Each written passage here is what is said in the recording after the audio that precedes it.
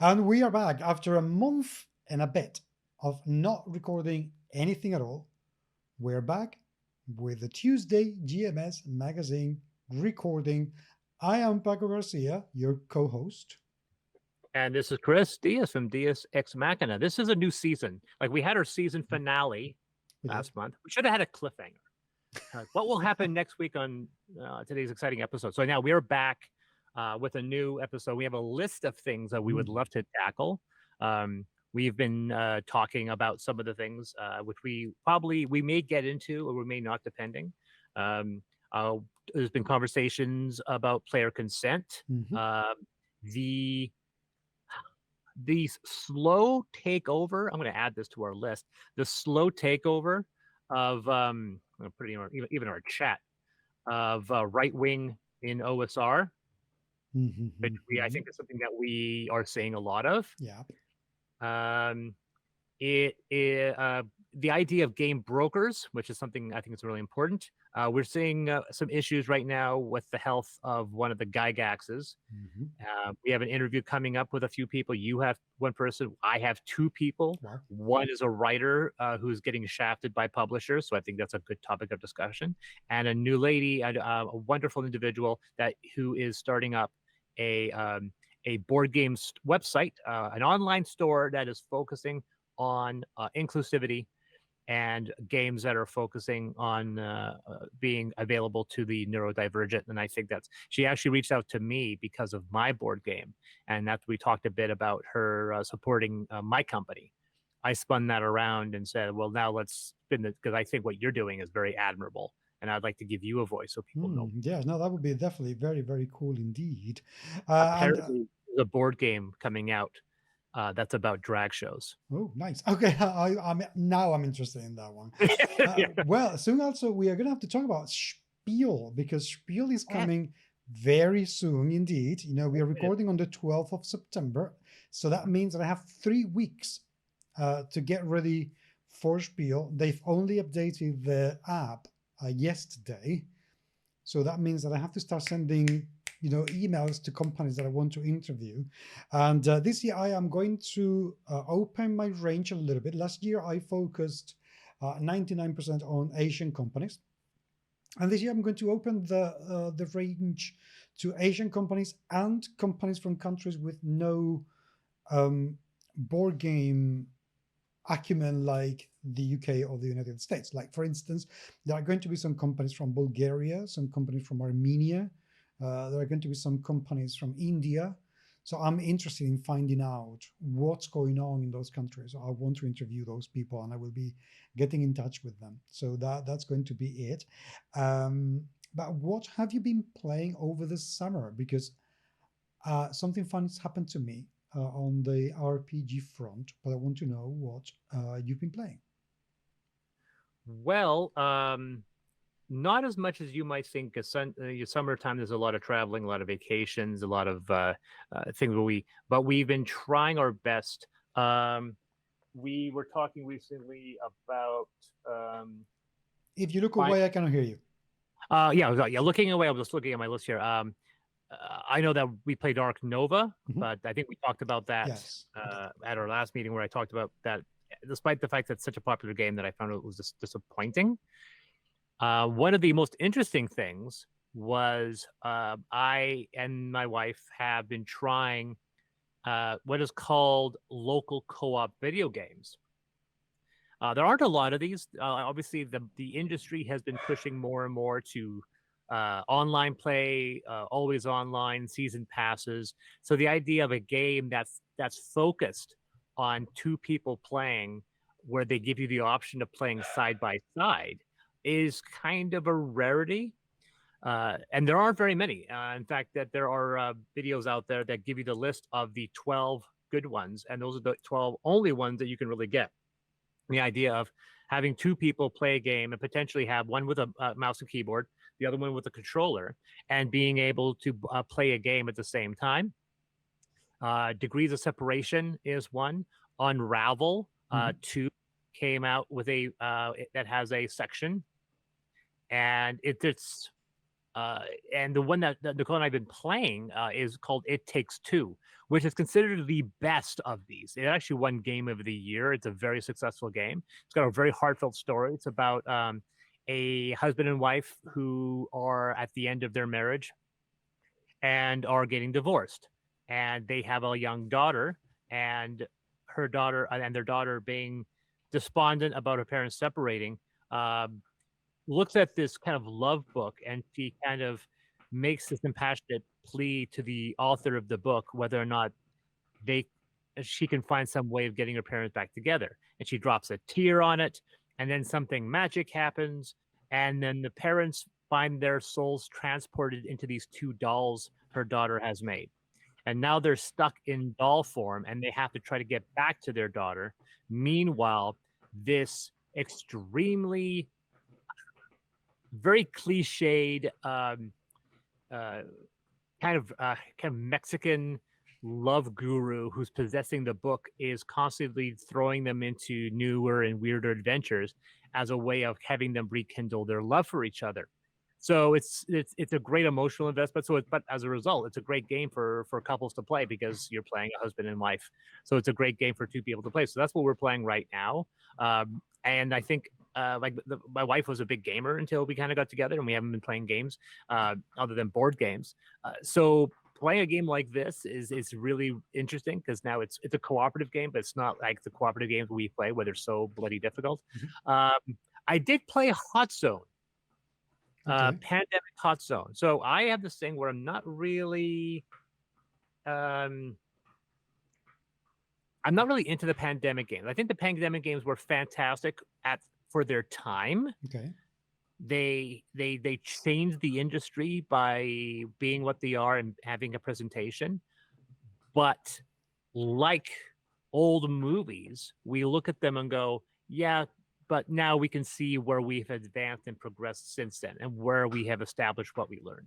So for those people who don't know, Hot Zone is supposed to be a fast version of Pandemic.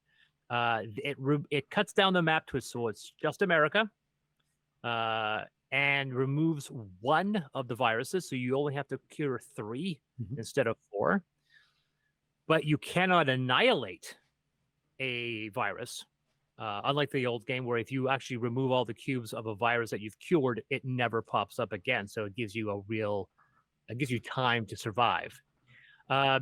So the whole point of the game is that you're supposed to be able to finish the game in about 15, 20 minutes. This is true. It still hasn't really fixed the underlying aspect that the game is so hard that it relies a lot on luck.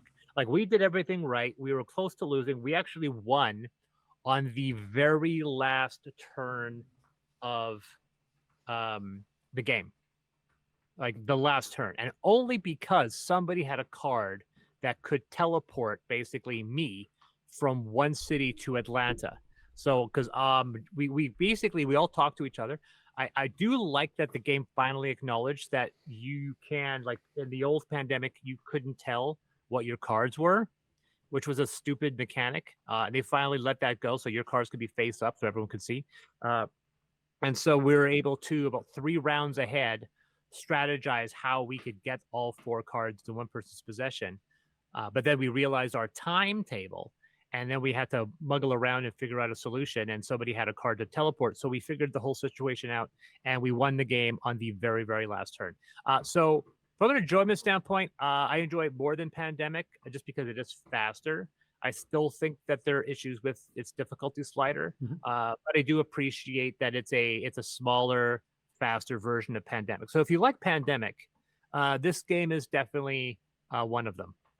Okay, I haven't played Pandemic in, I have no idea how long, many years. And although I do admire the work of Matt Leacock, I cannot say there is a game that I'm really looking forward to playing again, except for the fact that it could very, very easily be converted into a game about cybersecurity.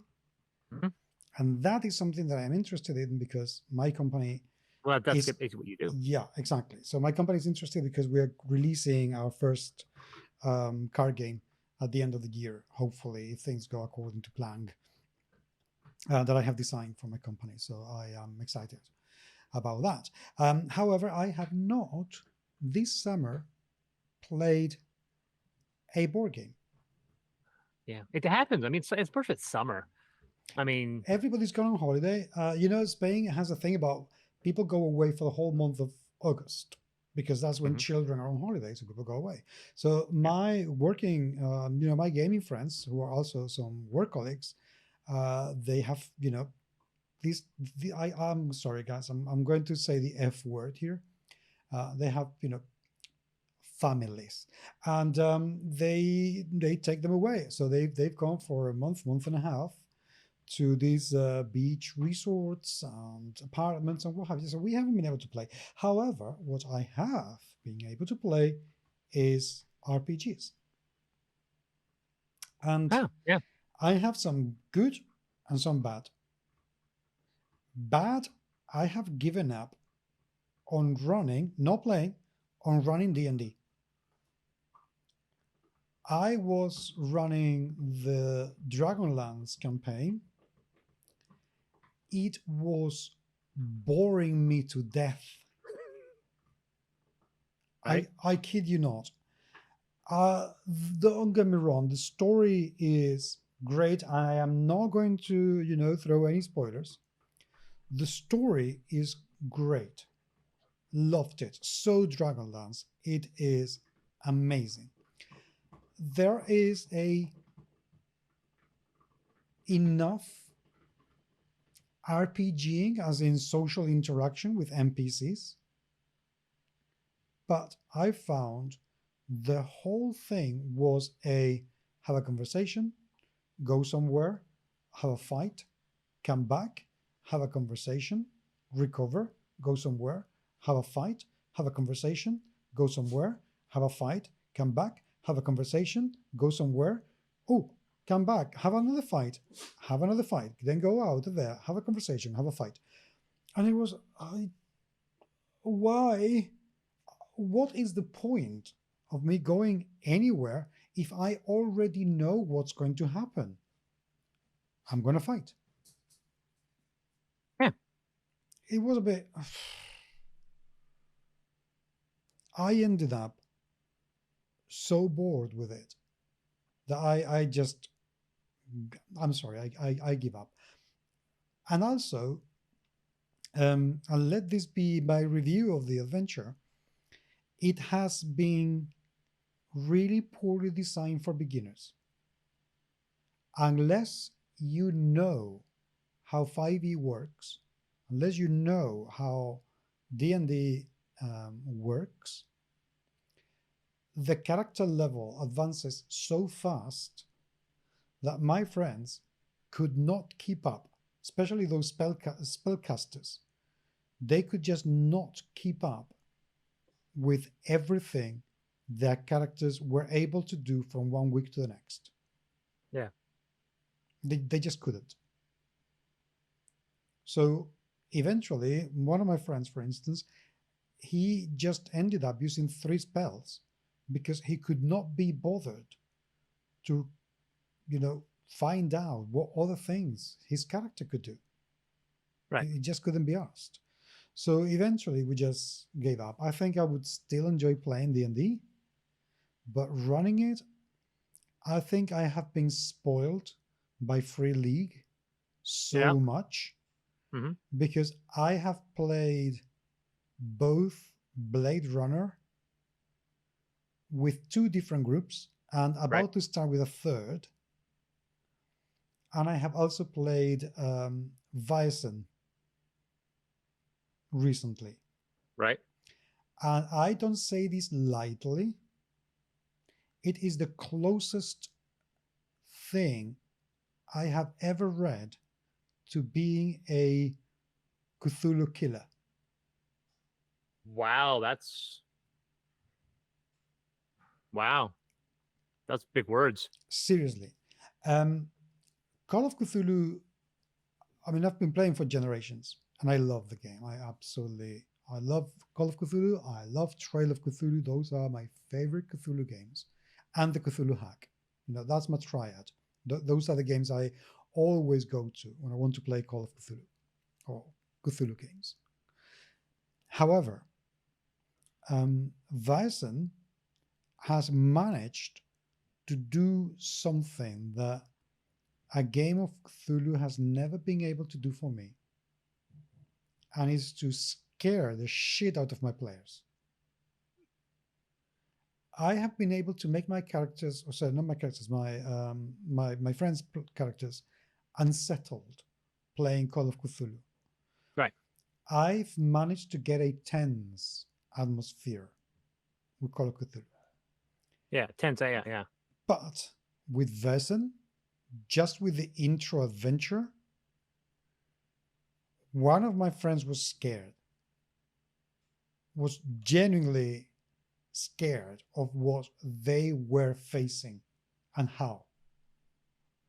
We could probably do a session talking about as we get closer to Halloween. I definitely would be a neat idea to talk about the genre of horror role-playing games and how to make things frightening. I haven't run a horror game in a very, very long time. We should definitely do that. Add that to the list. Yes. Also, I have been reading, which I'm still reading, I haven't finished, and I am lapping at it. I am loving every single page of Star Trek Captain's Log. Oh, really? Yeah. It's a solo game from Modiphius, which they sent me a few weeks ago to do a review, and I am loving it. It is basically a how to build your own Star Trek series, beginning with you are going to be the captain of your ship, and you're going to play solo. So you're going to create your own adventure, your own stories, your own ship, your own planets, your own federation, your own absolutely everything. Mm-hmm. And this is how you can do it. And I do miss and I've read about half the book, I'm missing a little bit of rules explanations, because they do mention from time to time momentum, they do mention when you roll, but apart from rolling on random tables to generate your character or generate your ship or generate your species, there isn't really an awful lot more that you have to do. I still haven't arrived at the how to build your adventure sort of side of the book, and I'm missing that. I wish they explained a little bit more about the rules. That's thus far, but I am really loving it because I love Star Trek, and unashamedly say I'm one of the few people who say I do love Star Wars as well, but if I have to choose between the two, I will keep Star Trek. Oh yeah, I've said that many times. I am a Trek guy. I love Star Wars. I watch Star Wars all the time. They do fill completely different niches. Star Wars is a fantasy, epic opera, and so it's a different audience, different style of writing. Like I said, I've always had I kind of appreciate Star Wars. I always kind of like, it's always a pat on the head. You're doing good. This is fun. The imagination is good to look at. And then I'll watch an episode like recently when I'm watching through Strange New Worlds, and I'm like, that's insane what they're saying, what they're doing, the imagination and the risks they take. It's amazing. That's why Andor has ruined Star Wars, because now that I know that the capacity for good storytelling is in there, it's so hard for me to like watching Ahsoka. And I'm like, Ahsoka is entertaining. Ahsoka is really good. It has imagination. Yeah, but it's not Andor. Andor is I've binged Andor twice. It's the only Disney show that I have watched more than once willingly. I think Andor is absolutely fantastic. And by the way, talking about Brave New World things, have you already got to Subspace Rhapsody? Oh no, I've finished the season. Subspace Rhapsody. Those old scientists in Subspace Rhapsody are two of the most delightful hours of television I think I've seen in a long time. It's amazing. I absolutely adore that. So yeah, so that's what I am doing at the moment, and it is very likely that I'm going to keep talking about Free League products for a bit, because I have a crush. Oh, man. I have a crush on their system. I am finding the Year Zero engine to be like, this is, come into my arms, baby, love me, come and love me, come on, be made dice love to me. This is just incredible. I every time I read anything that's for that system and how they've changed it, it's just like, oh, stop being geniuses. This is, I can't bear it. And knowing that next year there's going to be a season 2 for the Tales of the Loop series, I am like, yeah, gimme, gimme, gimme, gimme, gimme, gimme, gimme. So that's what I've been doing this summer, and I'm loving it. And at some point, we should talk about running the same adventure for 2 different groups, because, wow, there's quite something in there. So we'll talk about some quick news before we get to the subject at hand. Some of these things are obviously very interesting when it comes to like news and so forth. Some of them aren't really long enough to talk about. So one of the first ones, obviously, I think what people were talking about was what happened at Gen Con. Those people who are somehow in the dark. 2 men who allegedly stole $300,000 worth of Magic the Gathering cards from an Illinois retailer setting up a tabletop convention at Gen Con have been charged with felony theft, according to the Marion County Prosecutor's Office in Indianapolis. Thomas Dunbar and Andrew Giammi, who created a game called Castle Assault, have been charged with felony theft for their parts in the alleged theft of the Magic the Gathering cards from the retailer and tournament organizer Pastime Comics and Games. Should Dunbar and Giammi be found guilty, they face 1 to 6 years in prison and up to a $10,000 fine. These charges come after an investigation that spanned both Indiana and New York, where these guys reside.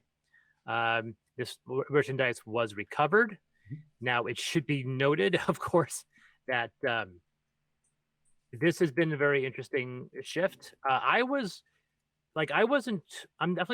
never going to be that guy that just review bombs anybody for any reason. I'm just morally against that sort of thing.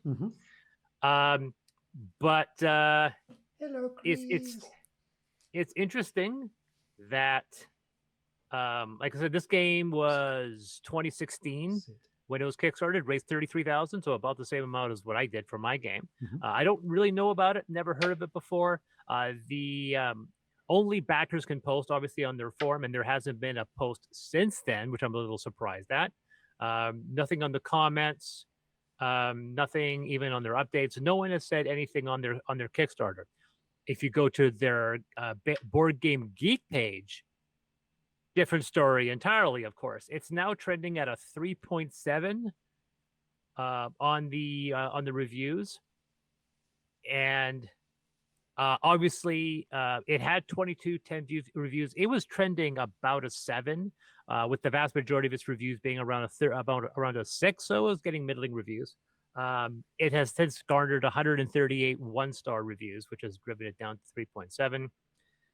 3.7. And so, as you might have guessed, if you look at the reviews, all of the 1-stars have been people that have been bombing their review. Did not pay for this game. What disgrace! What a joke! Criminals do not fit in the board game community. So, yeah, as you might imagine, this has annihilated their reputation. One of the reasons why I did that is generally because I did not know. Because you never really know, is the situation when it comes to the structure of a game company. These guys could have been just people hired by a publisher to make a game, which means if you're a publisher, you run the risk of having your career tanked because of something somebody you hired did. And in many ways, you could barely be considered responsible if I hire somebody to design a game and they seem to be without reproach and design a game that makes money and it gets sold, if they go and do something like this, I'd be like, how do I recover from that? Now, So there was question from people wondering whether or not Momentum Volsk games are like are these two guys basically Momentum Volsk, or is Momentum Volsk another company? So of course, for me, I did the waiting game. I waited and I went to see whether or not this company made a statement saying, "Oh, we hired these guys. These guys worked with us. We are not this company. Please, don't send your ire towards us." But there's been nothing of that sort. So I think pretty clear that these guys are the game. I think of obviously situations like this. We have Dunbar and Pearson, but there's also a bunch of artists that they employ. Jared Blanco, Chrissy Chung, Christopher Clements, Kevin Falkenberg. These guys could potentially be 100% innocent, and they could be dragged into the mud from people who will say, "Hey, you designed that horrible game by those criminals." And I was like, "Yeah, I was an artist that got paid." And so sometimes that's one of the many reasons why I don't review bomb anything, is that I'm not going to blame an artwork that is a collaborative effort for the actions of one or two people that were in that collaboration. I can hate on those two guys without hating on a creation that they were part of. I don't know. It's a very tricky one because, firstly, I don't think, as a rule, I don't review anything I don't like. Simple as that. Unless somebody specifically asks me about something, I will not talk about it.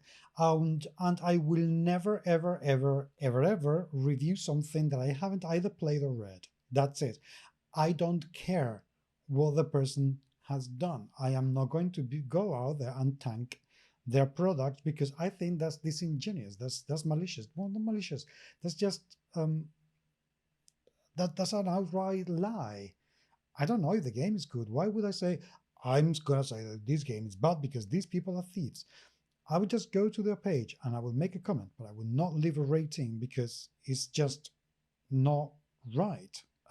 Simple as that. But I understand and I support the people who are directing their wrath against these two alleged but very likely to be actual criminals. Mm-hmm. So I get it. Now, about artists, are they really going to be affected by this? At the end of the day, is anybody talking about them? Is anybody saying, "Oh, don't hire these people"? No. By these people? No one's saying it per se. But the thing is that I the idea of review bombing a game, I've always taken issue with. I won't review bomb. I won't review anything I have not seen, and I will not give it a review. Like, for example, some people, can review bomb The Flash because of the actions of Ezra Miller. And I'm like, that's fantastic. He might be the face and the star of that movie, but he is one among 300 people. He did not write it. He did not direct it. He did not produce it. I'm not going to review bomb the film. I think it's not a bad film. I think on a surface level, it's actually an entertaining film. It's not particular. It could have been a lot stronger, but easily. I'm not going to give it a 1-star review on the basis of Ezra, And the funny thing is that so when you get to a situation that's very much politically controversial, say like Fantastic Beasts, my choice, of course, is I'm saying now it should be noted, Fantastic Beasts, especially like let's look at the last Fantastic Beasts, because when the Fantastic Beasts 1 came out, the shitstorm around the author hadn't occurred at that point. It started coming out it came out before the second one, and now it's hit hard with the third one. Now, it should be noted, those two films suck. They are not good films. So if I'm giving a negative review, which I did, it's based entirely on the fact that the movies themselves were bad, especially the third one. It's awful. I did not care for either of these two films. I didn't think the franchise had legs in the first place. And this is the direction that they were going to go. And the fact that they've abandoned this franchise, it was supposed to be 6 movies, and now it's stopping at 3. And they basically retcon, and honestly retcon, but they completely redid the last act of the third one to make it much more of a finale.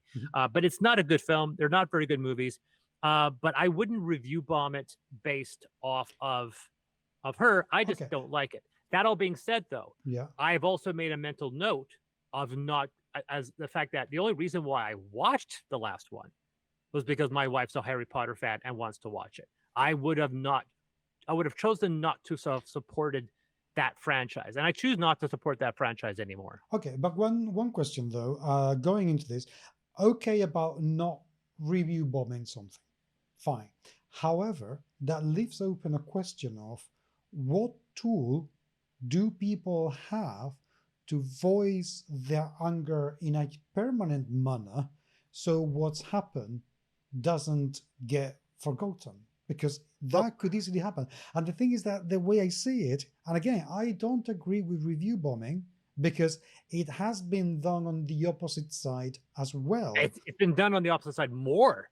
Correct. So I don't. That's why I don't approve. But what tools do people have to voice that displeasure so it doesn't go away, and it actually puts pressure on either the studios in the case of films, or publishers in the case of games, to stop doing shit. Basically, what tools do they have? Well, yeah, it comes down to you pay with your pocketbook, you boycott, and because that's the decisions you make. We live in a capitalist society, despite how much I disapprove of a capitalist society, a complete free market capitalist society. Yeah, but one thing. At the end of the day, that's how you vote. Yes, but you choose to not. But I'm not talking about voting, because people can do that as well. I mean, those are two different things. One thing is voting with your wallet. You just don't buy this thing. Fine, fair enough. But what happens when you actually want to voice your anger, when you want to voice your frustration? What tools are out there that will mean that that thing is not going to go away? That is what I want to know, because that is what we need. And for as long as we don't have that, people are going to continue review bombing, because it's the only tool they have to say, I didn't like this, and for that to stay there. And when enough people do it time and time and time and time and time again, it gets big enough that it can have an impact. Because one voice alone doesn't have an impact, but a 5% in Rotten Tomatoes does have an impact. So how I mean, I'm not expecting you to have an answer right away. I certainly don't have it. But what can whoever do to provide with that tool? Because for as long as we don't have it, people are going to continue review bombing. Yeah, and then that's unfortunately, in many ways, that what it's doing is destroying the reputation of Rotten Tomatoes, which is where this is coming from. And for me personally, it showcases my displeasure at uncurated reviews. That Rotten Tomatoes has gone on and made several efforts to wipe out what reviews that they know are done with that intent of maliciously. Thank you. And the issue with Board Game Geek is that there's absolutely no way. You cannot flag reviews. You cannot. There's no way of curating reviews. It gets sent there for everyone to see, and people can review bomb. That's why I like Drive-Thru RPG. They absolutely make a point of that the reviews are curated. I've had several reviews flagged. It's funny that there's only one negative review that anyone ever gave. My one or two reviews that were legitimate, and I took them in heart. And some of them were like spouting right-wing conspiracies, and I'm like, okay, whatever. But there have been at least 3 reviews on Drive-Thru RPG where their reviews were taken down because they were malicious. One of them I didn't even have to flag. They just messaged me and said, by the way, we took this down. No. So it's one of those things where I wish, because I my Narromana game has 2 reviews by people that could in no way have played the game. And I think that's really wrong. And I know that because they quite literally admit it in their review. And I dislike the idea of throwing down. That's why it's always frustrating whenever I see something, anything, and it has 1s and 10s, and there's nothing in between. I go, come on, guys, let's get some nuance going here. Yes, no, that definitely. So, okay, so well, I really hope that these people are going to be charged and sentenced for what they have done, because I agree that, to be honest, it's not just the fact that we don't need criminals in the gaming arena, but above all, we really don't want stupid criminals that go showing you their faces on CCTV while they take away a whole effing pallet of cards. Come on, how? I mean, you deserve to be sent to jail just for being That's idiots. ballsy. Just like, I mean, I don't know if what really got to them was I go to these idiocy conventions or and I leave hubris. my stock on my table when I go home for the night. Never have I ever lost a single thing. So this is also, of course, a failure of Gen Con, the fact that this was even allowed to get out. But yeah, this is just idiotic. Yeah, absolutely ridiculous. So I really hope they get sentenced, not just for the fact that they try to steal something, but because they're just idiots who probably cannot drink and walk at the same time.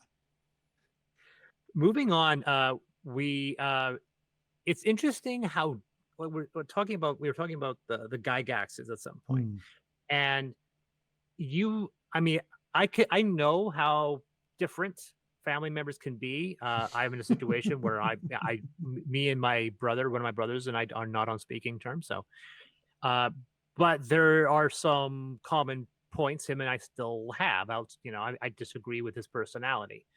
I've never seen two people more different between Ernest and Luke. And Luke, yes. I could not tell you if these guys are side by side. You're like, these guys are related. Like, yeah, they're both sons of one of the most influential and most iconic people in history. The fact that, if you are you, I'm not friends with Ernie for obvious reasons. I'm friends with Luke. Are you friends with either of them? With both. Oh, you are friends with both. And with let me add some nuance to it.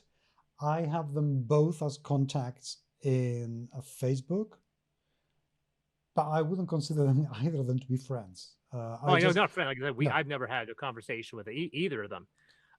But see, like Luke posts extremely often about his workout routine.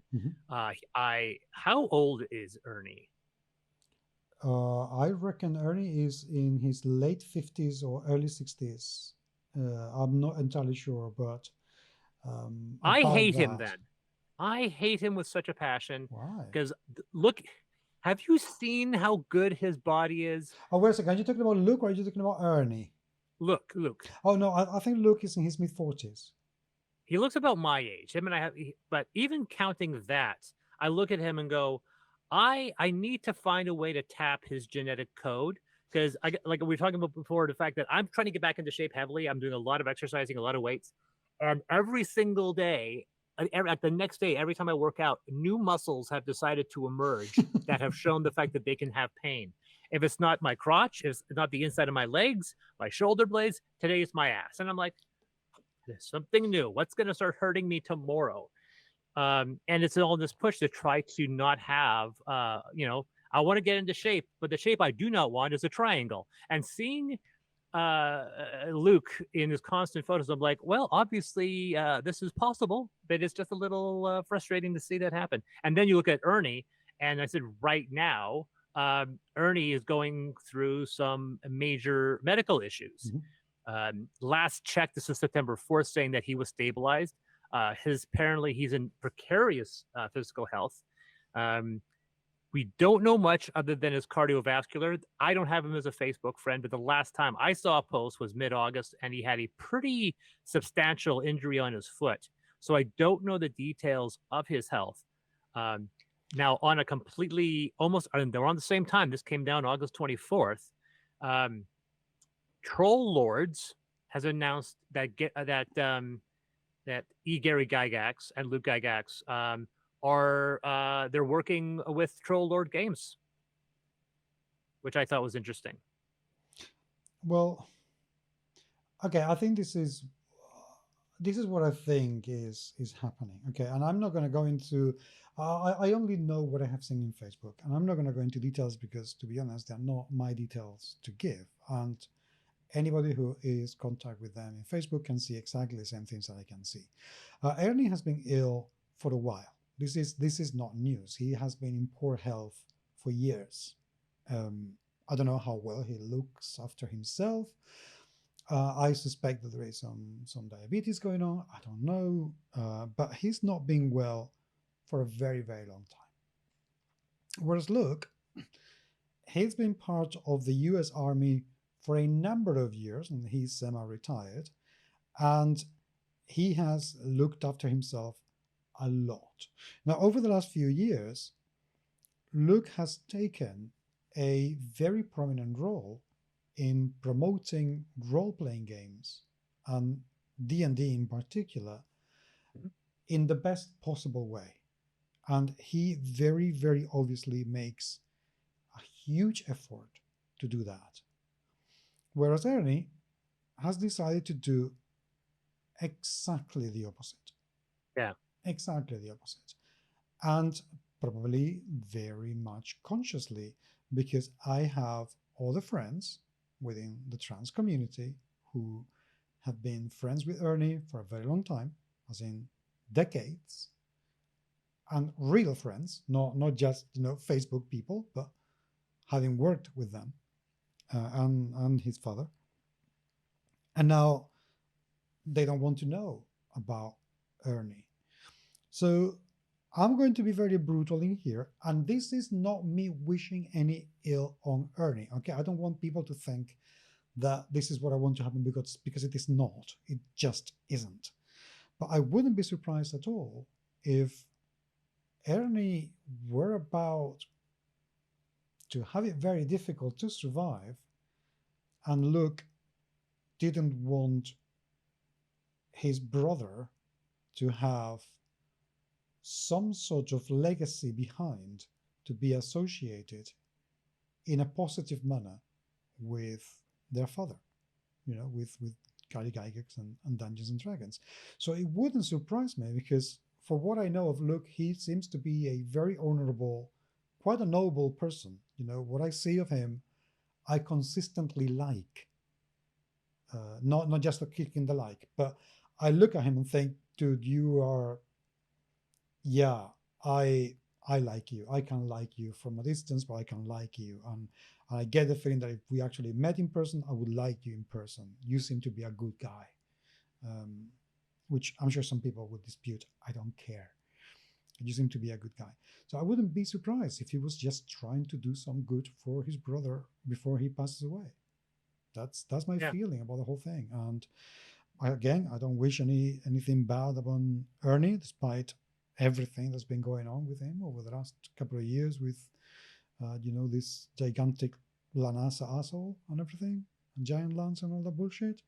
But it wouldn't surprise me at all if that's what's going on with them and Troll Games or what have you. Yeah. So yeah, it's been very, very interesting. Like I said, it's weird too, because earlier this year we lost the Battlefield Press. Their founder passed away, and his brother has been taking over the assets and trying to finish off his Kickstarters. I'm actually hoping to get the final book from that collection soon, hopefully soon. It shouldn't be that much longer, actually. So it's weird that this has been kind of happening. But yeah, so like I said, we're happy to announce that Troll Lord Games, in conjunction with the state of Gary Gygax and Luke Gygax, is at long last able to bring the works of the father of role playing back to the gaming table. So that was the announcement. Don't know exactly what that entails, but I guess we will find out more. So that was the other thing. Everything else we had on the list were larger conversations. Yes, and we need to leave something for the next few weeks as well. Let's not talk about everything tonight. Even if we had a shorter episode, it doesn't matter. It's the first episode of the season. Yes, but I will talk about what happened. So for me, there obviously every company, and this is actually something happened recently. There was somebody identified a piece of artwork in a D&D publication as being touched by I don't know AI. the details. It was generated by AI. I don't know how they told it would not. It was very clearly AI because of the assets, or there were telltale signs that they were able to pick out.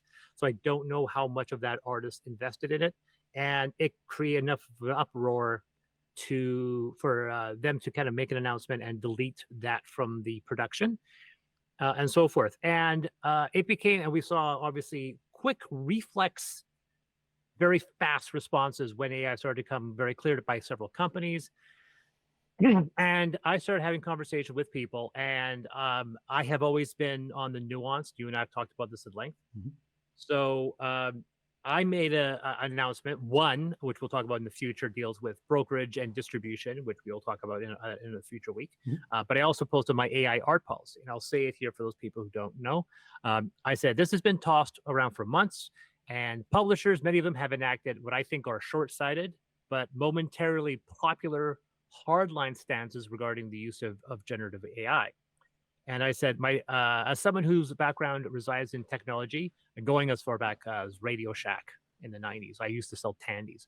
I'm fully aware of the progress of technology, the rise of MIDI, the rise of Napster, Photoshop. We've been seeing this for a very, very long time. And we've seen these lives get destroyed. People's lives get destroyed by this technology as humans are removed from the equation. I ran a photo studio for 7 years, and I was the last man standing as the chemical developing market disintegrated over a few years. And I saw picketing projectionists outside of theaters, and they were rendered completely obsolete. And there was nothing that they could do as everything switched over to digital projections.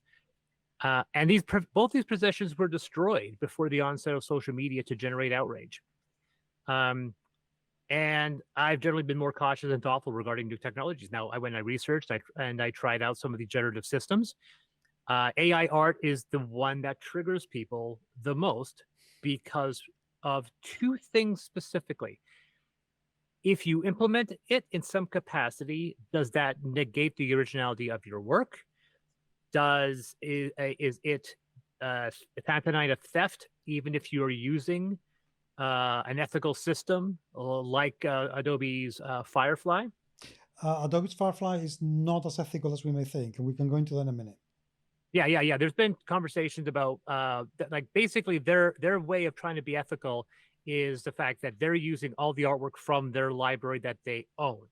But artists that have had their artwork licensed have said, yes, but in my contract with them, there was no constituency of them using my artwork in that training system. So Firefly says, this is artwork that we own the rights to, because that's what we get licensed as part of our library. We're using public domain artwork and the stuff from our own library, which is massive. And then several of the artists that have stuff in that library have said, yes, they may own, they paid me for the licensing to use that artwork, but part of that arrangement did not involve using it as a training system. And so there is a bit of a legal issue there, whether or not the problem is that I hate to be the one to say it, but from a legal standpoint, at least in North America, if someone licenses or secures the right of your work, unless you have specific phrases in the contract, you might not have a say on what happens to it. So if you say, I don't want to be used this way, they can say, that was not part of our arrangement. At no point in the contract did you prohibit us from doing that. And in many ways, we've seen situations in Hollywood about adapting stuff. They have taken other people's, they bought the rights to a book or a comic and completely butchered it to the point where it's unrecognizable. And the authors of those works are like, there's nothing I can do about it. Okay. And there are different things about that, though. Firstly, it could be, and it should be argued, in fact, that I cannot say no to something that doesn't exist yet. That's a very good point. Like, how do you preload? How do you future-proof your contracts? And this has been the biggest thing with all digital distribution. Correct. So throughout history, like this is not something new. Exactly. So from that point of view, I think there are still some core battles that need to be fought, and that is going to be the issue. That unless somebody decides to fight those battles, and in order to fight those battles, something is very, very clearly needed, which is money, and not all artists are going to have it. So we go from the legal standpoint, which is still nebulous and still we don't know what's going to happen, to the just or ethical. Because legal and ethical don't necessarily mean the same thing. Yeah, that is also 100% true. At all. So the point is, what Adobe's done, don't get me wrong, it is not as unethical as going out there and just getting whatever it is that you want. But it is not ethical because there wasn't a consultation so people could opt in. And this is the trick with generative AI work. Yes, public domain, anything you want, all the masters, by all means. That's what they are there for. Anything over 100 years old, take it. That's what's there for.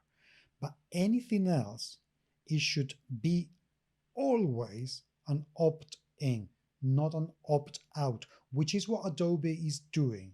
They're saying, unless you say no, it means yes. And that sucks. That is completely wrong. Only yes means yes. So unless there is a yes, it means no. And they're not doing that. So now outside of that, because that's only one part of the equation, there's two things about what you consider to be generative AI. Now, there's generative AI has permeated every single level of our culture, both in the artistic and the non-artistic applications. Now, the funny thing is that within the creative aspect of all of the outrage, and this is something I have said this, and people, and I know it's a bit of a whataboutism logical fallacy, but it's hard for me not to ignore the fact that all the outrage occurs through the use of generative artistic AI. And I have said often that, you know, you can't, like, there's something one of the most famous YouTube channels is called Lo-Fi. It plays music 24/7 constantly. It only had an interruption once in the last few years, and very famously, the background animation changed once, and it was actually noteworthy. It made national news when the background on this video changed. It's actually very humorous. I'm not even kidding. There was actually literally like, they're like, what's that red light in the background? Like, literally the first time something changed in the background after 5 years was a red light. And then finally, after a week's people figured things out, the animation, which has just been looping, zoomed in on this window, and it shifted now, and something else, and we have a new person that came out is now doing the studying. But the music is entirely AI driven. It's an entirely AI driven system. And I hate to break it to you folks, you cannot have any form of creative AI system without it being trained. Human beings can spontaneously create art. AI must be trained on something, which means it's going to be trained on someone else's work. And so if you're listening to any form of generative music, you are in many ways supporting that system. Now, I've also known people that have complained in the voice acting community the fact that there are now generative voices that you can pay for, and their careers are being sacrificed, and there's no outrage there. But very specifically, I go and I talk to people that use ChatGPT. Now, Midjourney has about 17 million active users. About 35 million people are on that site every day. And I've said it's hard for me to vilify 35 million people. It is impossible and completely insane for me to vilify 100 million people that are using ChatGPT. Now, yes, we have seen the numerous ways people are abusing ChatGPT, having it write their exams and so forth. But you don't get to 100 million people without having it have legitimate, good applications by people who mean well. Now, every technology is going to be abused. And corporations and people who run and own money will always try to find ways whenever a new technology exists. How can we turn this into a way to save money by cutting people we have to pay out of the equation? This started in the Industrial Revolution. This is not a new concept. This has been going on for this is a 200-year-old fight. And people have always pivoted. The reason why the outrage is so harsh now, one, we have social media, and two, this is one of the first times that it has attacked an industry that people said machines could never replace, and that is our imagination. Now, it should be noted that generative AI has been around for 50 years. If you were to check Google about what is the first generative image that had no creative input, it goes back to the mid 80s. However, it's obviously a huge shift from what we have now from back then. The biggest things was the training system, which, of course, as I said, trains it on existing material, data sets, they're called. And GPT was trained on narrative and literary data sets. And for people to somehow think that ChatGPT was not like as experiment last week, tried to write a novel. Mm-hmm. I gave it a pitch, and I have been giving it a lot of instructions, but 99% of the words on this 120,000 word novel that fired out in a week was entirely generated by the ChatGPT. You don't get that without training that system on novels that are most likely owned and copyrighted by people. You do not get that surfing Wikipedia. You don't get that going through the multitude of public domain novels. You've trained that off of this system. And so for me, when I looked at AI in all of its generative systems and looked at the fact that almost everybody I know has played with ChatGPT, because you can play with it for free. I know people who have employed it, and I know how easy it is to use ChatGPT in a creative fashion. As an artist myself, there are people that are using ChatGPT to create entire dungeons. Mm-hmm. And I will tell you, as someone that wanted to play with this, if you go to ChatGPT and say, create a 5th edition compatible poop dragon, you're going to get an entirely balanced and completely mathematically fair mm-hmm. poop dragon. And it will be presented in the way that you could use. And I've done the numbers. I checked the numbers on it, and it's legit. It doesn't have a huge imagination, mind you. It does pull some ideas off, and as I've discovered, it's not very good doing sci-fi related monsters because it doesn't have that data set. But I can guarantee you then that almost every single game writer at one point has looked at it, and there's probably quite a few that are using it and are using it as a tool in their creative arsenal. I'm using it because I have this one psychological quirk that I've never been able to get over.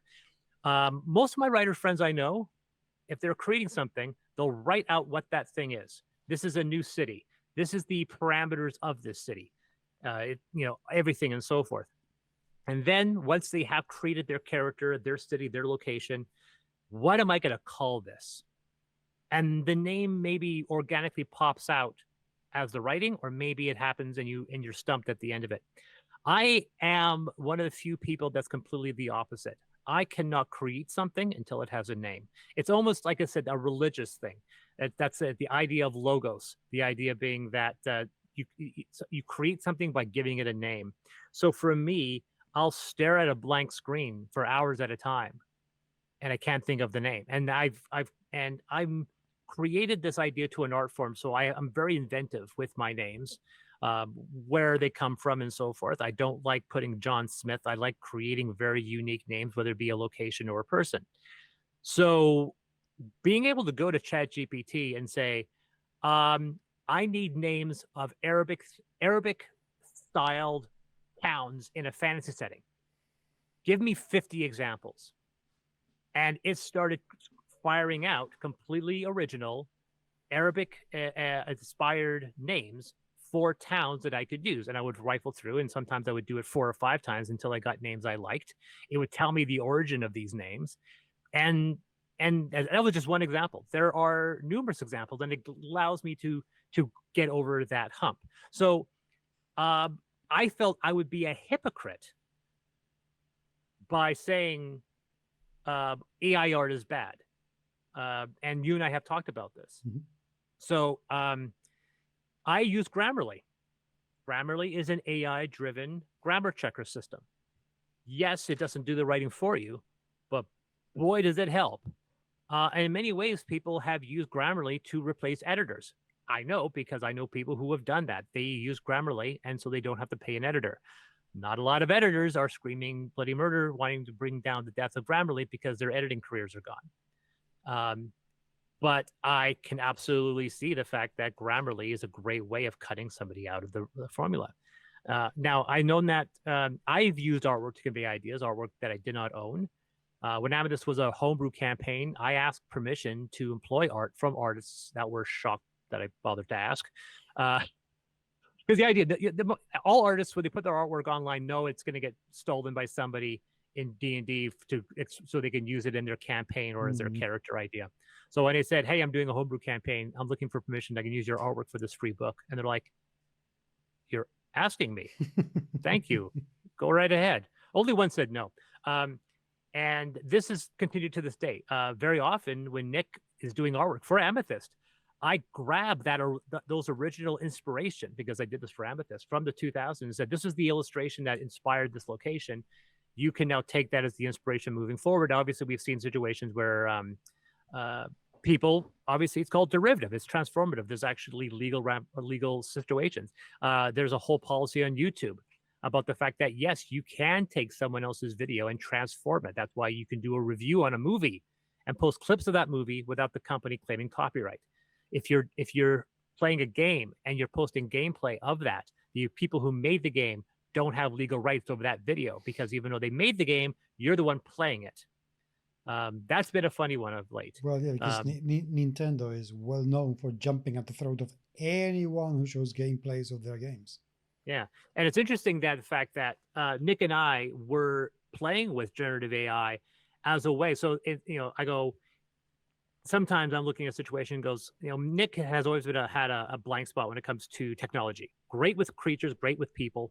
Always had issues with robots and cars and so forth, which is hilarious. Some guys are really good with technology. Some people are good with monsters. I assumed that everyone was good at everything, but his strength is that. He said the hardest illustration he's ever had to do in his life was the cover of Neurospasta, because it's a cityscape. And I've always found that hilarious. But the thing is, for us, is that for me, I will send him images of mechs and shifts in technology, going, well, here's some ideas of the direction I'm looking at, right? And that's, once again, completely valid.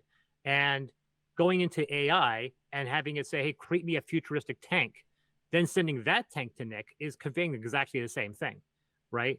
Because you can generate ideas and go, okay, this one is out basically. But then people say, yes, but the use of that machine was itself unethical. And that's where we look at where we're trying to figure out how this system works. Now, what I did, that because I didn't want to be a hypocrite in the fact that I use generative systems, I said, I will never cut out artists. I will not use AI as a way of saving money in hiring other people. If I use any generative systems in my own writing, I don't feel bad with that, because I am a writer and I know I've proven myself and my skill. So I know where I can draw the line and still think to myself as being an original creator. If 5% of a written work is AI, I have no issue with that. So what I said to my artists in my official stance was quite simple. I said that while we will not employ AI art as internally as a way of circumventing artists, we will not use it to save money. But I will not forbid my artists from making that choice for themselves. Now, it should be noted when I say that, my artists, when I say my artists, I'm referring to 3 people that I've worked with for many years. They're proven. Nick has been an artist for 30 years.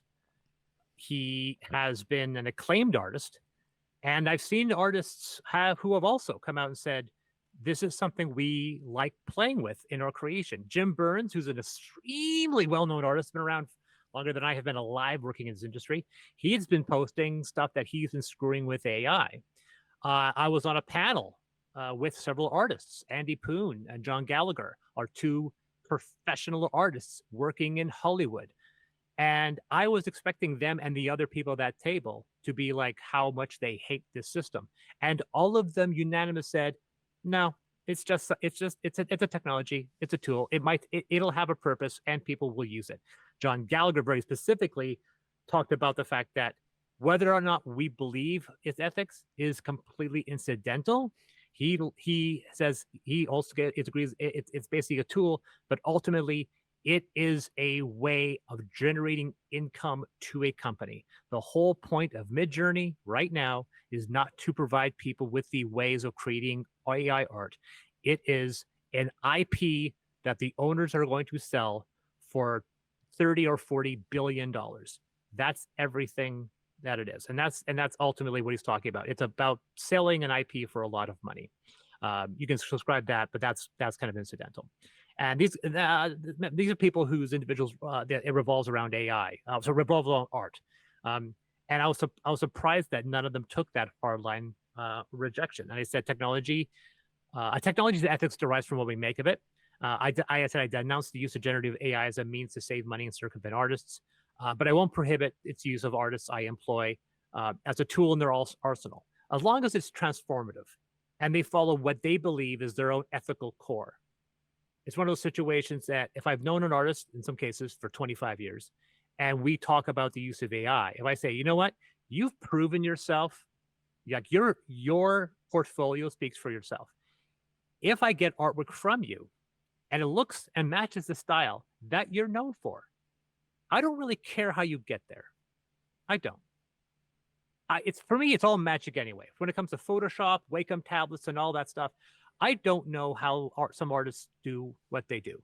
I can see people sketching, but seeing how Nick, and the funny thing is, Nick has been accused of using generative systems before these systems were even out there. And there were people that said he was using this kind of character creator, that to create CG characters. And he said, this person looks like a pose. This was back in 2007, 2008. And I said, I've seen his pencil sketch. That's not a generative CG character. I've seen his pencil sketch. So that's always going to be out there. So if he gets to that point, I don't really care. And I have approached all of these. And Nick and I have decided that yeah, he gets to play with it because with isolated servers, isolated training simulators, which you can get, which we have, that you can train it on someone's artwork specifically. So we just take Nick's entire portfolio, and he has hundreds, and training this system entirely in his style. And the issue is that we don't get the photorealistic images of Midjourney. We don't get even close to that. But I like the fact it gives us something obscure, abstract, and an idea that Nick can use to jump off of. Because sometimes the hardest thing is trying to create the image in your head. Once you have the image in your head, translating it to the screen is easy. And sometimes what I want to do is that if we could figure out what that idea is, it cuts time down for Nick to create his illustration. So that was my policy. I said the fact that I wasn't going to vilify or denounce my artists that are established and proven to me for using it as a tool in their arsenal, because I trust their ethical core to make the right decision. That was my official stance. It is shocking how I responded. Now, once again, I was expecting a war, as even though I said very specifically that we weren't going to circumvent because I said the outrage of the system is twofold. There are the people that hate AI from the ground up, and some people just hate it because it was training off of artwork without permission.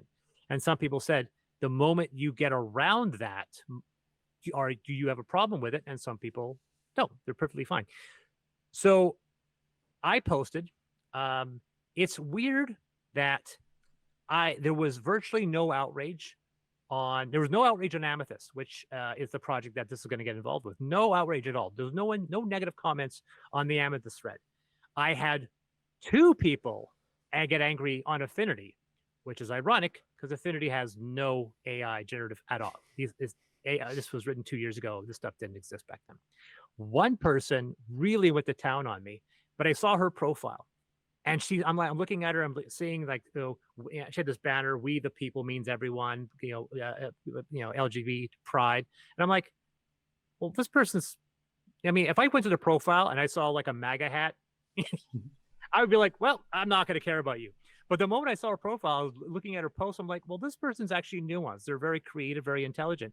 So I made a point, like, I'm not going to go to war with you. I'm thinking like, and I had this conversation, right? I was very earnest, and I was like, you are a good person, and I'm sorry that we had this issue. Then she came up to me personally, and but direct message, and apologized, and we had this wonderful conversation where we kind of we discussed our opinions on it, and she felt really bad. And I said, no, it's okay to be triggered. It's okay to have an opinion. And then she went and she deleted that negative comment and then replaced it with a positive one. So that's the conversations I like having. On the affinity, someone's called it my thing disingenuous and disappointing. And because he believes that AI art is automated plagiarism, regardless of what that is, comparing it to Photoshop and AI programs is a false equivalency. That was one comment out of 20 likes. If you go to my current campaign, which is ultra modern, it was very different. It was also, again, mostly comments, all positive, save for one. If you go to my Facebook post on my company page, I was, once again, now this is a public post. This means everyone can post. I'm at 35 likes with with only one person simply just saying, what a shame. That's it. Nothing terribly negative. What a shame. He was actually a longtime backer, and we had a conversation about it. And I can respect it, and I can respect his opinion. He's definitely a person that believes that it's not a good direction. Having said all of that, one person on the ultra modern thread, once again, ultra modern, the book itself won't feature AI, but once again, the adventures are being written by another person, another company. I can't tell him what to do. And he will make that decision himself. And I do believe he is employing an artist that does use AI in their arsenal. Beyond that, one person did go to town on me. And I will admit fully that I made a misinterpretation where he was defending writing assistants, he said.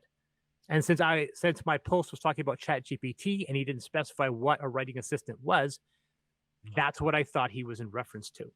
Turns out not. He was actually someone who was disabled and uses stuff like speech dictating software, and comparing that to generative systems like AI was disingenuous. The issue was that when he said assisted systems, I didn't know what he was saying because I did not bring up speech to text or Grammarly.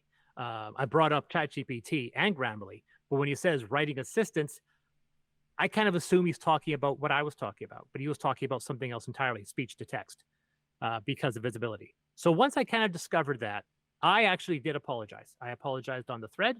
I apologized privately, and I apologized on a Facebook post. I was already receiving several people that were trying to defend the ChatGPT and vilify AI art. He was the most obvious one. I was getting private messages primarily from people that were saying, "I find your issue a little disconcerting." I say, "Do you use ChatGPT?" And they say, "Yes, I do." I go, "Don't you find that a little hypocritical?" And someone says like, "What?" And most of them are like, "No, I don't think there's a difference. I think there's a huge difference between ChatGPT and Midjourney." And I'm like, funny, they are both running off of almost the same algorithm. They're just trained on different data sets. And so I posted about the fact that I find it hypocritical where someone tries to defend ChatGPT and then vilifies Midjourney. And then this individual, because my wall is open, I do allow non-friends to post. They went after me and accused me of being a liar, dishonest. I explained the situation. I once again looked at his profile. Once again, not a bad guy. I don't think he's a bad guy. 61 mutuals. Obviously, a lot of them are in the professional industry. I don't think they're actually close friends of his. And I tried to stress with him about the fact that I do apologize. There was a misunderstanding. I wish we could have a conversation about this, but at that point, it started to become a bit more inflammatory. And the moment I feel like someone's not respecting the conversation is a situation where I feel I don't need to engage in that person anymore. That person then went on their own wall and named me directly. Now, it should be noted, I did not name him at any point. Named me directly and accused me of being dishonest. Now, my profile wall is open, so anyone can see it. His is not, so I couldn't see it. I found out about it because we have 61 mutual. So it was a little disheartening and disappointing that he would do that. And once he did, I was just like, I don't need to engage you anymore. Because at that point, you're now making it personal. I am not taking your opinion personally. And now you're trying to attack me publicly and behind the safety of the privacy of your own wall. I find that that was upsetting to me. And I apologize, and I thanked you because I know that you are one of the mutuals. And the screenshot I had was taken by a friend of mine. It had his post and a post from you that was defending me, and I do apologize. I do thank you for that. You said, I know him well, and I doubt that very much, and I do thank you for that. That is the limit of what I know of what he said. I don't know anything that happened beyond that. Not a lot, to be honest. That was a that was a storm in a teacup, so to speak. But it does highlight one thing that for me, that is the most worrying thing about this whole AI in brackets conversation, because this is not being a conversation that people are having. I find worrying, firstly, that people are focusing on the small things about AI.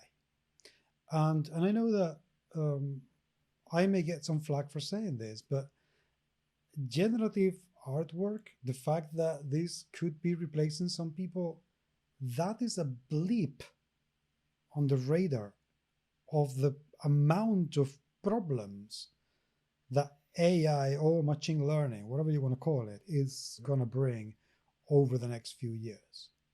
Seriously, I know a lot of people are going to suffer for that in the artistic world. I know an awful lot of artists are going to lose their jobs. And that sucks. That is absolutely horrible, and it should not ever have to happen. But that is a blip on the radar. And that doesn't mean that we should stop campaigning and making sure that things are going the way they should go, which is in a more regulated and ethical manner. However, what's also happening, and this is what I find also very, very worrying, is that people are going with articles and hunches without doing proper due process and due diligence. And I'm sorry, but reading articles online is not due diligence on this matter, because the issue is that the fact, and this is a fact, undeniable and completely unmissable, is that we don't truly have an idea how these AIs work. We just don't. We know what they do. We have some clues as to how they do it, but the fact is that we don't truly know how they operate. So when people are saying this is plagiarism, I'm not saying that it is not categorically, but everything I see, and I see an awful lot of things that are being pointed out by PhDs at work. Okay, these are not people who are reading articles. These are not people who are just making some images and contrasting the results to gather data, which is something we're going to go into in a minute. These are people who know how AI work. And what they are telling me is not conducive for me to believe that there is plagiarism in here. Can it be used for plagiarism? Yes, because you can ask an AI to create a copy of something that already exists. Yeah, once again, it's easy to use that technology in that way. Okay, but that is not how it actually works. Even when it is creating a copy, it's generating it. It's not taking a little chunk and then a little chunk and put it someplace. It's not creating a collage. It doesn't work like that. Even when you ask it to copy a Velasquez, it is not copying the Velasquez, it's generating a Velasquez that could end up looking identical to another Velasquez, but it is not a copy. It is something else, even if it looks the same. So that is the things that I am seeing. An awful lot of people assuming they know how these things work. I have had people saying, I will go on with the knowledge that my computer science degree that I got 20 years ago gives me. Your computer science from 20 years ago has absolutely no relevance whatsoever on how computer science for AI work today. Yeah, if you want an idea of how much the technology, because I took computer sciences in grade 11 and 2012 back in 1990. And you compare that to for example, the algorithm that Wall Street companies use to buy and sell stock. A algorithm that has to be so right and so exacting and so fast that they intentionally build these computers with this algorithm as close to Wall Street and to New York as possible, because the time it takes for the signal to reach the computer and get a response matters.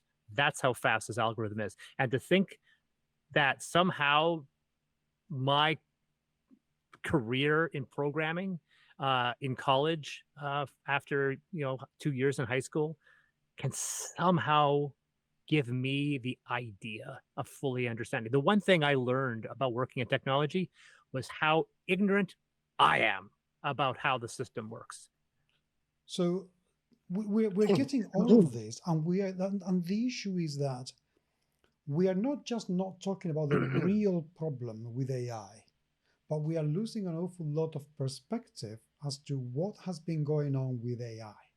This thing about Wizards of the Coast, it very much echoes what happened with my friend Sarah Newton. Sarah has released a book, the Lair of the Leopard Empresses, and they have very openly used AI in their book to create some of the artwork as a starting point, not as a finished piece, but as a starting point. And when I asked her, didn't you realize that you were going to get this flag? And she said, no, I did not. Because when we started using it, it was before it came to notoriety, and it was before we knew that it could be problematic. And I am not one for defending Wizards of the Coast, because God knows that they have an awful lot to answer for. But the fact is that this piece of work that had some AI embedded in it, that was submitted probably over a year ago, before all of this started. They could not possibly know that this was problematic, or that it was going to become problematic. So the fact that we are losing that nuance, the fact that we are saying all of a sudden, anybody who's ever used any kind of AI, regardless of their consequences, is an evil motherfucker who should be put to death, because that's the kind of thing that I'm seeing. Yeah, is completely bonkers. And the fact that this person has written off me completely and everything I've accomplished because of the fact that I'm trying to address this with nuance.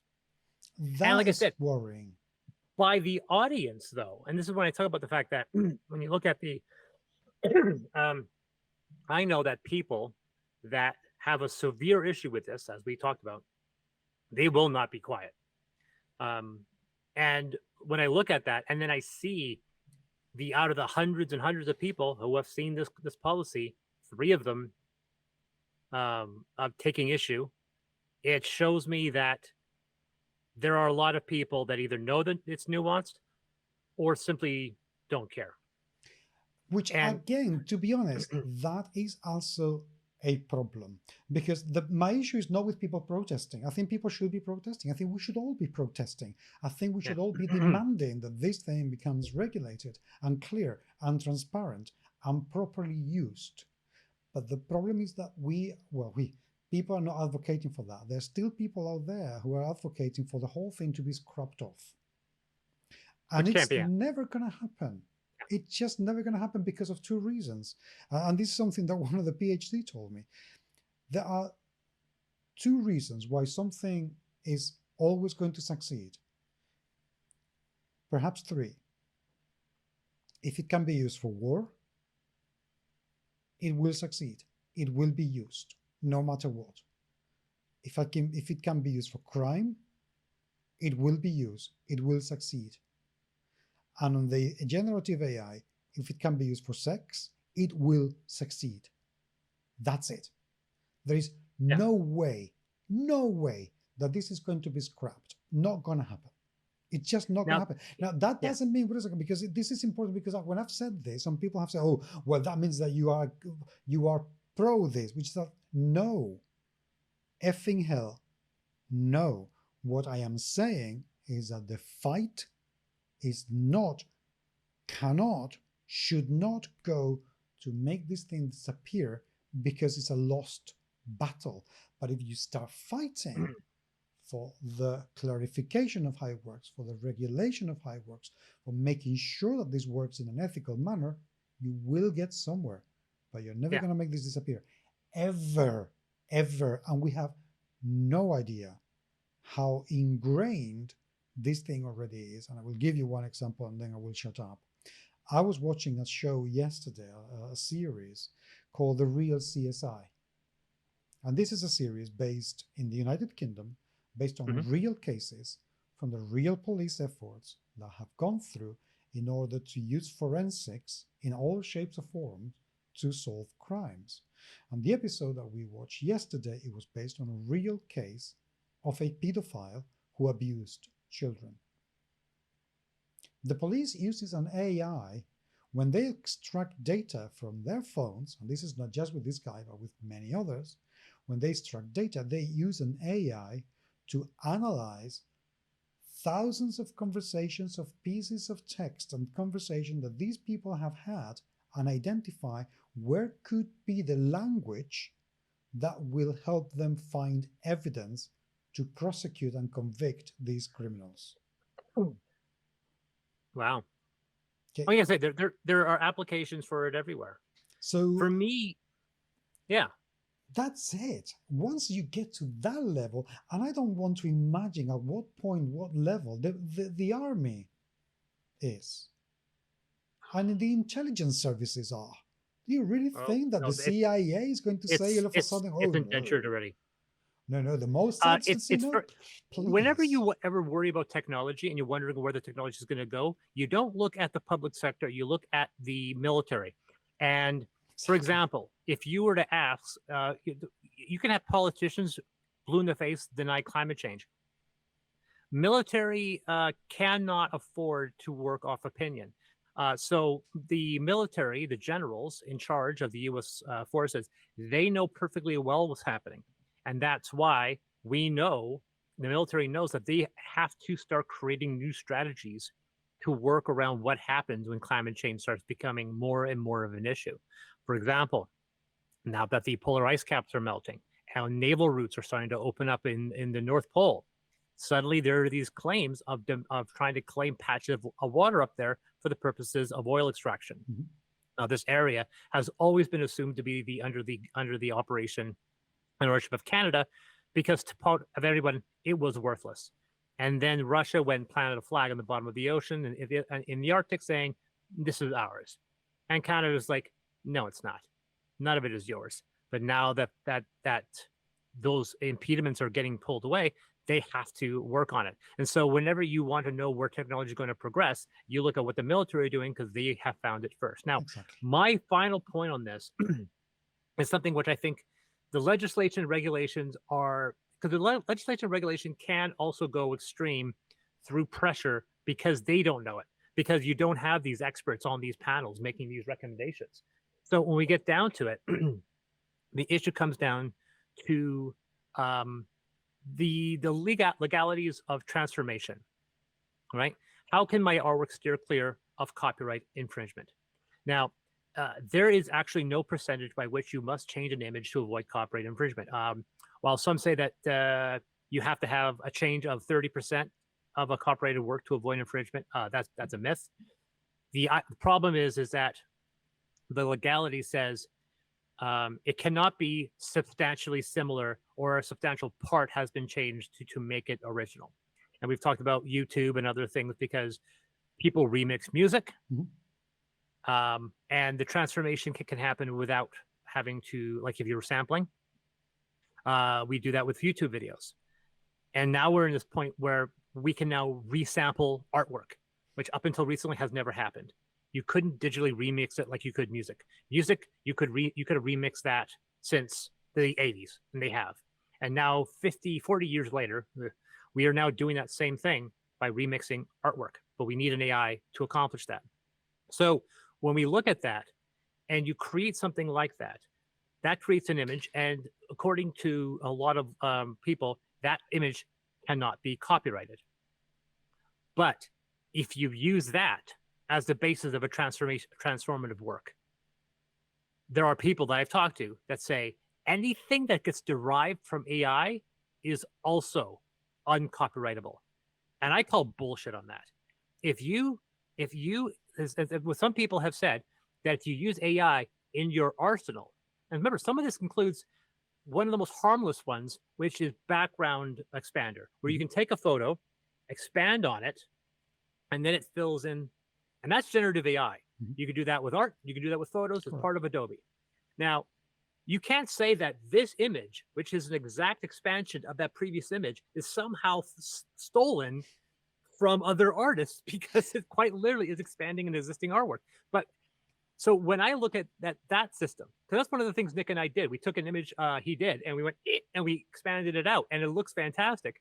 But I'm thinking, wait a second, are you saying that because of that we can't copyright that image anymore, even though this perimeter is just an expansion of this? I find that fascinating. So I know that you should be able to copyright anything that is transformative with your creativity. So if you take an AI generated image and you use it as a baseline, you take some assets of it in your baseline and you create something wholly original, especially if it's trained off of your own artwork, how can you not copyright the result?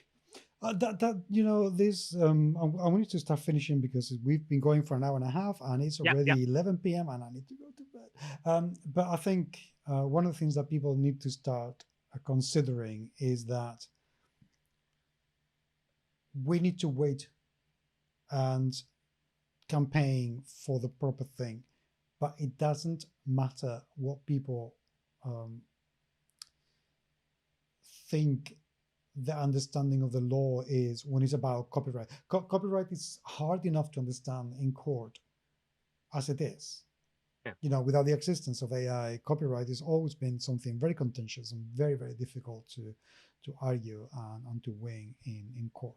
So for people who are not lawyers, who are not experienced in copyright, to say you cannot, I agree that you should not copyright, you should not be able to copyright anything that's been fully generated by an AI. That's it. It has no human input other than the prompt. So you could copyright the prompt or you could register the prompt, but definitely not the image itself. But if you do some rearrangements, at what point? And this is not something that we are going to decide by a rage argument in social media. And people are going to have to start thinking and getting used to the idea of what happens if courts rule and say something that I don't agree with. Am I still going to be thinking this way? If this is proven, if there is an evidence, if there is some ruling that says this is not copyrightable and this is copyrightable, am I going to change my mind? And if the answer is no, then there's no point in having a conversation with those people, because that is what they want to believe. That's what they want to say, and that's what they feel. Fine. They're perfectly entitled to that. But the fact that we're going to keep having problem after problem after problem, that people are going to get ingrained into, you use AI, you're evil, I don't think that is going to do us any favors. This is kind of the addition worse of the world of art. And it's not working. It's not going to work okay for anyone ever, because the other thing that's going to accomplish is that artists who use AI are going to just learn to circumvent and make sure that nobody notices, so they can keep working. and they can keep producing work. Yeah, and yeah, it's one of those situations where we may never see the end of this, but Probably. it's not helping. It's unfortunate. Like, unfortunately, we had the exact same situation with the TSR, sorry, the WotC fiasco early this year with the OGL, where I was trying to look for nuance, and people were calling for a boycott of my work because I did not immediately declare Wizards the Bond villains that they were, and the fact that I was trying to find a dialogue with the situation, and getting vilified from people who take that fanatical. I take zealotry in all forms to be dangerous. Sometimes it's religious, sometimes it's about a show you like, but it's, for me, I've always had issues with anybody who takes a fanatical or zealous defense or an attack of something, because it means that you're no longer thinking rationally about the situation. I'm as guilty as the next person, but I try to control myself in that regard. I agree. So anyway, I think we've said enough about this topic for tonight. Perhaps something that we're going to retake at some point when there are some more developments in the future. But that's it. I'm sure that some people are going to agree with us, some people are going to disagree with us, some people are going to say that we are evil motherfuckers and they're going to hate our guts for the rest of our lives. Whatever, that's absolutely fine. But we need, as you said, more nuance on this topic, and we need to learn to be a little bit more measured in how we approach it, because at the end of the day, this is completely out of our control, and what we fight is going to be what truly matters, not what we want. So yeah, there you go. Humans, thank you very much indeed for being there. It is, as always, very, very genuinely appreciated, and we hope. And as a preview, we have an interview next week. Yes, we do. We do indeed, and another one the week after, and we're gonna get a few more of those. I'm enjoying doing my interviews, so I think we want to do some more. But in the meantime, by all means, do send us your comments on podcast@gmsmagazine.com, or find us on Facebook or Twitter. I don't gonna call it anything else, or B-Sky Social as well, where we are right now. And I look forward to hearing from you. Cool. Take care, everyone.